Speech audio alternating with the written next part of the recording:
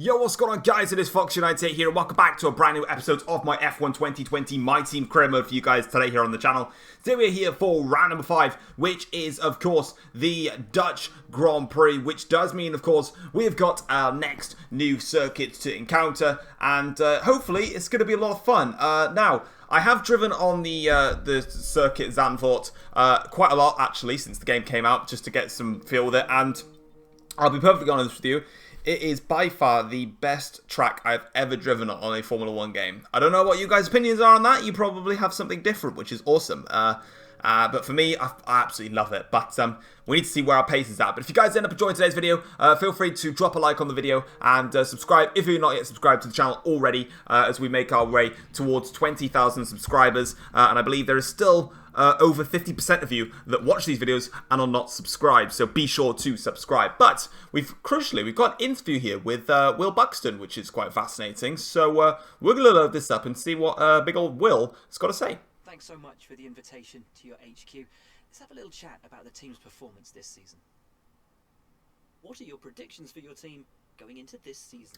So this interview is basically it's like a stage 1 of the entire process with our team. You've managed to get your team into a good position. How long do you think it will be before you can challenge the big 3? So this question, I decided to go along the lines of being realistic with what we have versus challenging the big 3. You've got one of the top teams in the Constructors' Championship. What's your secret to scoring those points? Great strategy. That's pretty much all we have. So this one is pretty much which one do I want to favour, so I favoured the Aero. Let's talk about your new second driver. How are they settling in? Jack's kind of slower in race trim, but he's good in quali. Will your team be going for the Constructors' Championship this season, or just for points? I mean, this one, be genuinely realistic with your answer on this one. We're brand new, so we're hoping to get points.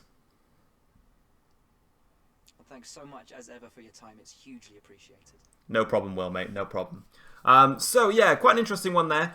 You could probably have answered some things a little bit differently and affected the team acclaim, but that's just what I went with for my straight answers in there. But quite fascinating to see that. But we've got our engine upgrade that has now arrived for the spark plug, which is awesome. So I'm really, really happy that that's onto the car here at Zandvoort. Of course, Zandvoort is a high-speed circuit.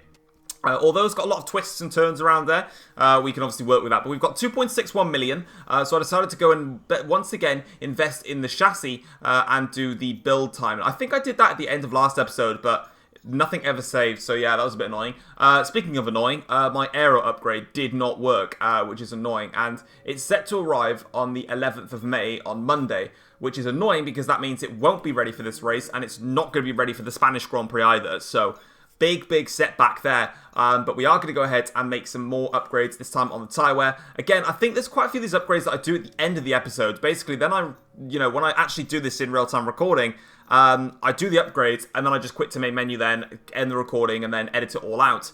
But for some reason, I think maybe I should just not do that and just do it at the start of the episode instead, because it never saves it. But speaking of that, though, we're in a bit of problems here with the reliability now. Gearbox is on 61% wear. I'm always someone that's rash with my gearbox. And the power unit, the ICE especially, is wearing down quite quickly. So we really do need to be careful of that as we move into the next stages of the season. Of course, we still need to make the parts work for a very long time. Of course, this is a 22-race season, so one set of components needs to last at least 8 races. So we've really got our work cut out in order to make sure that everything is in full working order. But we'll do our best, obviously, to make it happen.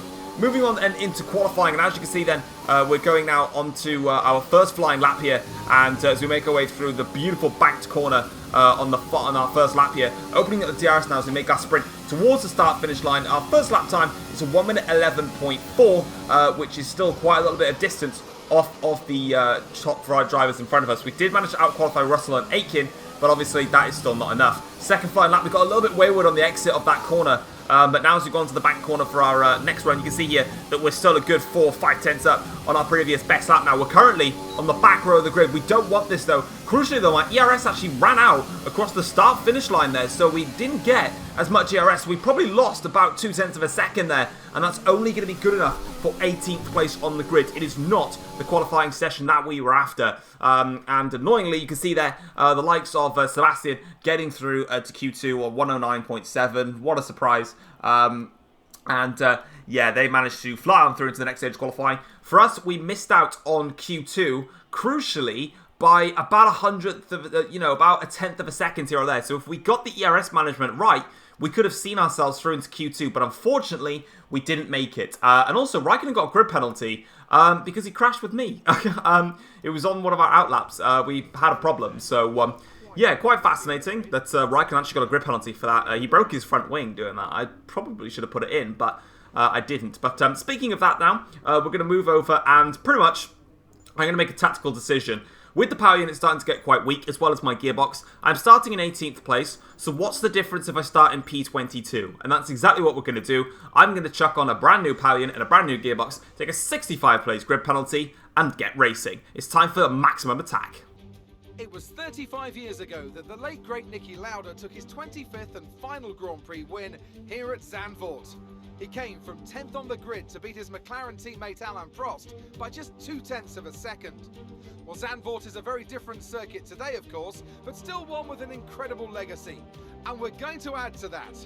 Welcome along to the 2020 Dutch Grand Prix. A lap of this short 2.6 mile Zandvoort circuit features 14 corners, 10 to the right and 4 to the left. The main straight is 678 metres long and heads into turn 1, the Tarzan corner. With DRS down the main straight into the braking zone, that could be the best overtaking opportunity on the track.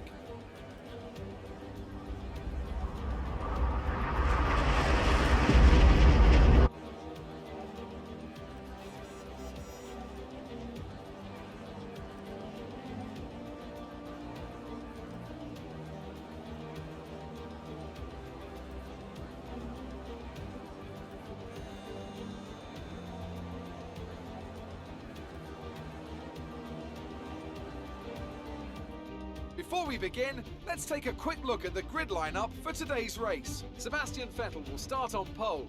Fantastic qualifying from the multiple world champion. And it's Charles Leclerc in P2. Looking at the rest of today's grid, we have Bottas, Hamilton, Max Verstappen and Albon, Sainz, Norris, Stroll and Roman Grosjean, Magnussen, Perez, Antonio Giovinazzi and Ricciardo, Kvyat, Ocon, Pierre Gasly and Nicholas Latifi.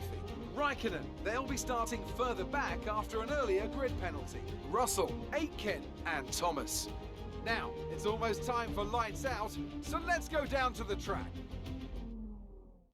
Okay then, so we're on the grid now to start the Dutch Grand Prix, and we are now ready and waiting to get going. Of course, it's going to be a one-stop strategy, and it's going to be a one-stop strategy for the entirety of the field. So this is going to be the first time where we truly see where our performance lies, because we don't have the advantage of doing one less stop than our opposition then. So as we get onto the grid then, it says a 5-place grid penalty. We took 65 places in total, and it's 5 red lights, and it's lights out. We go here to start the Dutch Grand Prix. It's been a good start for us though, versus Jack Aitken. It's an all-force career. Back rows, we now try and make our way up towards the first corner, braking nice and late. Bit of front wing there, coming off from one of the cars there. I think it was Nicholas Latifi that took a bit of front wing damage, but for us though, not a good start here. We haven't gained any places, but now going in towards this section of the curb, oh, we get caught on the curb then. Didn't want to get caught on that, so we now go around the outside here, trying to force my way around the outside of Raikkonen, but Raikkonen there just closes the door fair and square. We've got to take evasive action against Kimi Raikkonen, and so far, we haven't actually managed to gain off the start. We have, unfortunately, not really been lucky with that one.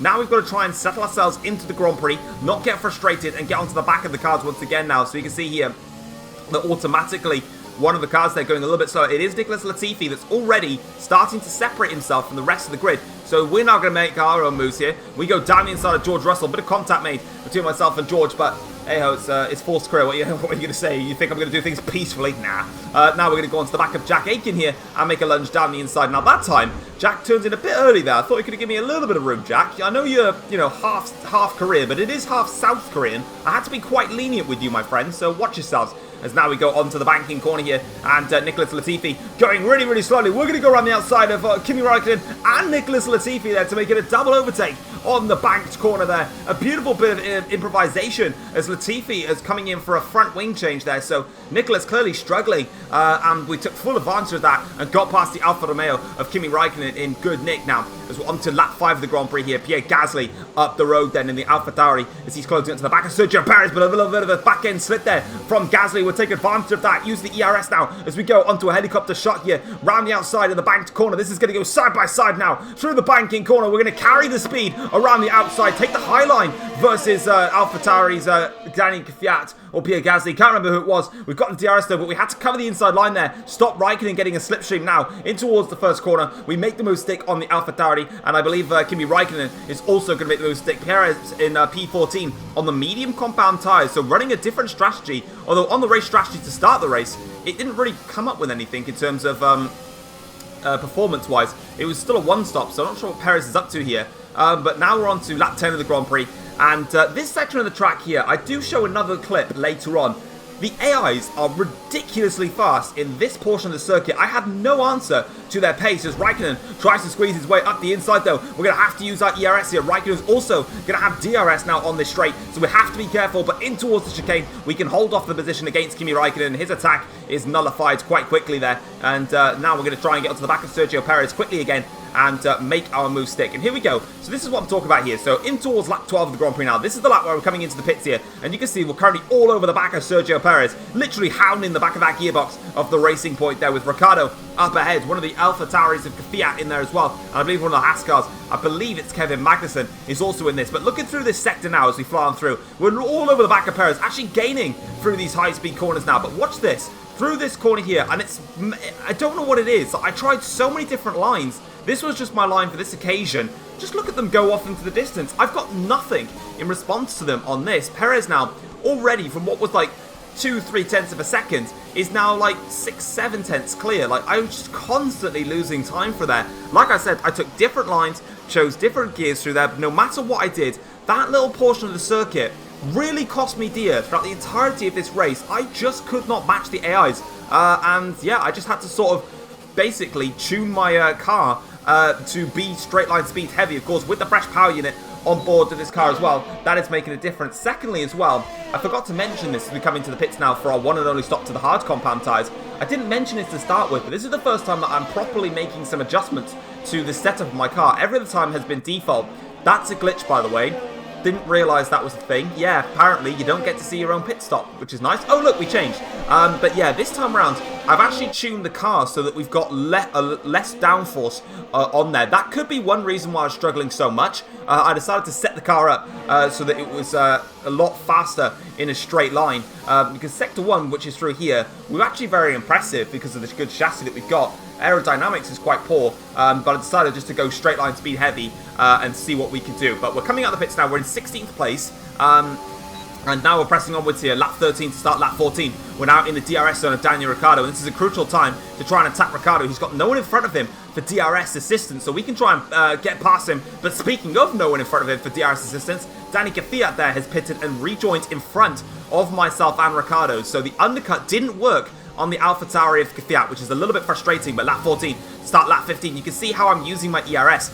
I'm hardly using it throughout the entirety of the lap because I'm able to keep up, and then I'm just using it all on the banked corner, which was working really, really nicely for me as we close up to the back of Ricciardo, but we're still not close enough to the Renault car to make a challenge here. It's proving really, really difficult to find my way through the fields. They're very, very tough to overtake, and I like that actually. I liked how I had to bide my time, wait quite a few laps to really make it count, but lap 15 now of this Grand Prix, we're a lot closer to Daniel Ricciardo. Just 0.3 of a second now separates us here as we get the second to last corner. Crucially, bang on now as we go on to the banked corner. Lovely over the top shot there of myself and Daniel Ricciardo. Now onto the straight here. We're going to go over to the outside line of Daniel Ricciardo using the slipstream that we're going to get from Kvyat's AlphaTauri. Ricciardo holds it around down the inside. We're going to have to go around the outside to make this one stick. We'll get the momentum on the traction and we get up past Daniel Ricciardo into 14th place in this Dutch Grand Prix. Now onto lap 16 of the Grand Prix. We're onto the back of Danny Kvyat, and all of a sudden, on these hard compound tyres, we have come alive in this Grand Prix. I just felt rapid,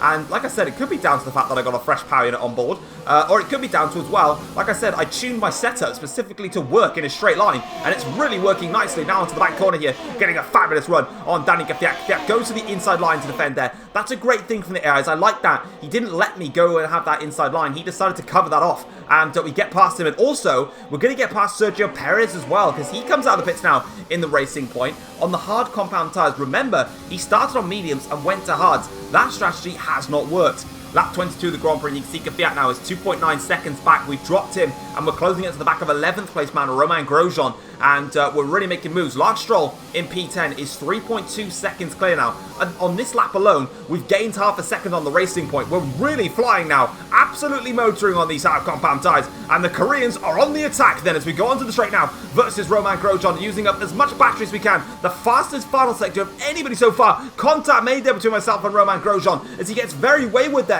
in terms of his positioning. For that, I'm shoving you nice and wide. Get out my way. That is us now up into 11th place in this Dutch Grand Prix. 25 laps in, 36 laps in total. We've got 3 seconds to close to Lance Stroll. Let's get on to him now. I just literally, at this point, was raging in confidence. Lap 31 of the Grand Prix, the gap 4/10 of a second now. This is the difference between scoring points and not scoring points. A new personal best lap with the fastest final sector of anybody yet again, using the straight line speed advantage that I've really put in the back of this car now. Straight line speed on F1 2020, seriously, is king in this game. And this Mercedes power unit is coming up trumps now as we go onto the back of Stroll here. And here's another example, I think, if I leave the entire clip in, of how the deficit between myself and Lance is through this section of corners. Like I said, with every AI. This corner, not too bad. I actually got it quite wrong versus Stroll, but it's these two corners again now where we're going to lose some time. And yeah, I got that a little bit wrong in fairness, but despite the fact, even if I felt like I got it right, they were just so much faster. But my biggest problem now is Giovinazzi and Kevin Magnussen are also now in the fray for this fight, and that's given Stroll DRS, as you can see here. That's not what I really wanted, because of course it's good because we might be able to creep ourselves into a higher points paying position, but now it's not going to allow me to get a clear run on Lance Stroll. But lap 33 of the Grand Prix now, just 3 more laps to go as we cross the start-finish line there. Nice hiccup as we now go on to the banked corner once again. And you can see we've got a lot of battery at our disposal. Stroll now not really gaining on Giovinazzi behind. We're gaining on Lance Stroll a little bit here now as we're going to continue to use our battery for the entirety of the straight. We might just have to do something audacious here. We'll do something audacious and go down the inside of Lance Stroll. And we make the move stick there with a lovely dive bomb maneuver on the back of the Racing Point. Now we're up into the points-paying positions, and we've still got Kevin Magnussen and Antonio Giovinazzi to fight with here. We're going to fight Magnussen. He closes the door quite nicely though on us there as Giovinazzi now pulls off into the distance. So Magnussen clearly really struggling for tyre performance now in this late stage of this Dutch Grand Prix. Now we need to find our way past the Haas car. As you can see here, just hovering all over the back of the gearbox now of Magnussen. I was literally, throughout the entirety of this race, I was pushing so hard, and you can see how much I'm really trying here in desperation, but again, losing time in this portion of the circuit, so I just had to be patient. I knew there was nothing I could do to be faster than them, and that's what I realised. There's, no matter what I try, I won't be quicker than them. But this little section here, I found a lot of pace versus the AIs. Again, clattering the inside curb there. You can really attack it without losing much time. Magnussen there, a little bit squirmish on the exit, so was I, in fairness though. But now we're going to go in towards 4th gear, clip that curb quite nicely onto the banked corner. You know exactly what's coming up, using up the ERS quite nicely here. Magnussen does have the DRS though versus myself. He goes towards the inside line. We're going to go towards the inside line, make it super close there towards the wall, but we make it stick and go down the inside of Kevin Magnussen. K-Mag tries to come back at us though, around the down the inside, making a switchback line. It doesn't work though for him on that occasion, and we make our way up into 9th place. And Giovinazzi then is up next. It's lap 36, the final lap now of this Dutch Grand Prix. Sebastian Vettel has won the inaugural Dutch Grand Prix, but for us though, you can see, look at the top right hand corner, we've set a personal best first sector and a personal best middle sector now. A little bit skirmish on the exit here, but Giovinazzi won't have the DRS now. Onto the start finish straight, we're gaining on him, we're using all of our battery, we're really going for this one now, but across the line Giovinazzi just holds on till P8. But for us though, starting last on the grid, we went through and finished in P9, and I was so happy about that. We even got driver of the day as well.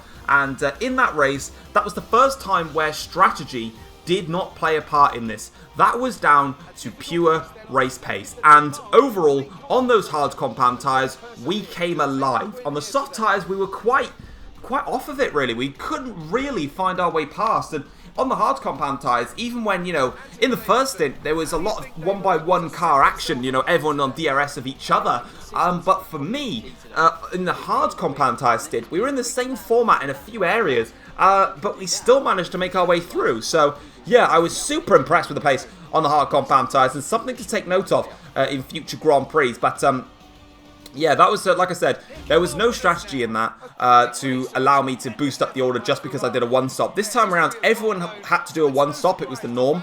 And we just managed to capitalize on some extremely great performances. And like I said, that was the first time I'd really done a little bit of setup work. I just went, like the title of this video is going to be, it was maximum attack from lights out to checkered flag. And I was so happy with that. And I felt happier with this result than I did with scoring a podium in Bahrain. Which is quite weird to say. But you can see Vettel beats the two Mercedes cars ahead of Charles Leclerc and Verstappen. The two McLarens next. Giovinazzi and myself. Then it's Magnussen, Stroll, Grosjean, Perez, Ricciardo, Kvyat, Gasly, Raikkonen, Aitken, Ocon, Russell, Latifi, someone else.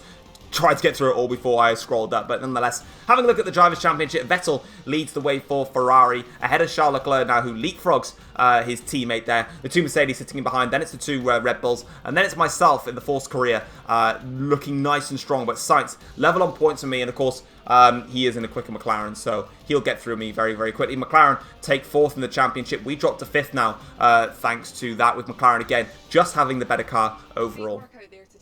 Let's have your thoughts. Who would you say is your biggest rival at the moment? So this is the first time I'm actually going to be able to have a rivalry with someone in this game. I've been wondering when it's going to come about. And I decided to take it a little bit easier for the first time. So I decided to pick Pierre Gasly in the AlphaTauri. You were cutting your way through the field during the race. There was no other thing apart from my engine was disgustingly good. It's safe to say you're smashing everyone's expectations, isn't it? I mean, yeah, pretty much. F1 is a team sport and we all put the effort in. Appreciate your time. One thing you may not know about the Koreans is we are united. We are united as one and don't share it with others. Now, looking at the team acclaim then, we're up to level 5 on our team acclaim there, and Aiken level 6 there. We're now on level 8 in total, and again, we are getting crucial amounts of money coming into the team there with another 300,000 being put straight into our bank account. So yeah, we're now going to go into the team headquarters, do a couple of things then left on the laptop, and round off today's episode. And yeah, very impressive one. Of course, next episode I believe is going to be the Spanish Grand Prix. So I'm glad that we got a good race here at Zandvoort, because Spain should not suit me at all. I've never really been quick around Spain. Plus, it's very much a lot of high-speed corners, which is something that our car seriously lacks. But as you can see then, we're already back up now to 1.66 million. So a beautiful amount of money coming in at the moment. And you can see we literally have no time to do anything before the next race weekend. So, yeah, we'll probably end up doing a sponsor event, I think. But I don't think I picked it now because obviously it just wouldn't save. Yeah. Hopefully you guys have enjoyed today's episode, though. Like I said, if you have done so, feel free to drop the video a like and subscribe to the channel if you're not yet subscribed already. Resource point-wise, I think I decided to save them unless I decided to go with the ICE durability just to help out on that front. I might have done so, actually, just to allow that to stop wearing out as quick as the other compartments. That's exactly what we're going to do. Get that ICE on just to allow a little bit of reliability as we start to push up the order. But thank you very much for watching, and I'll see you guys next time. Take care all. Peace.